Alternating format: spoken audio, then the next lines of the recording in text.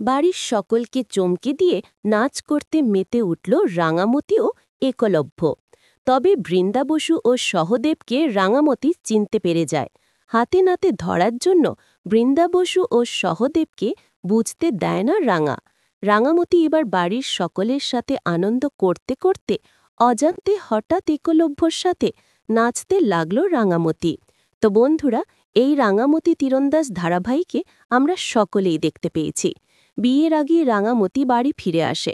রাঙামতি আন্দাজ করতে পারে বিয়ের দিনে হয়তো কিছু একটা অঘটন ঘটতে চলেছে। বৃন্দা বসুকে দেখা যাচ্ছে না। বৃন্দা বসু কোথায়? আড়ালে লুকিয়ে আছে? রাঙামতি সেটা জানার জন্য সত্যজিৎ স্যারের সাথে নতুন প্ল্যান করে। এবার রাঙা আর সত্যজিৎ স্যার রেডি হয়ে বিয়ের মণ্ডপে যায়।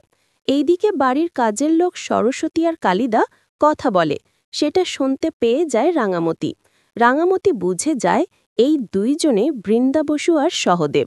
তবে কি রাঙামতি চিনতে পারবে বৃন্দা বসু আর সহদেবকে? তো বন্ধুরা, আপনাদের কি মনে হয়?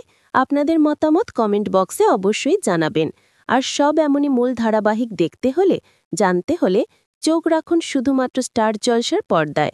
সাথে এমন ভিডিও পেতে হলে আমাদের এই ইউটিউব চ্যানেলটিকে সাবস্ক্রাইব করতে কিন্তু একদমই ভুলবেন না।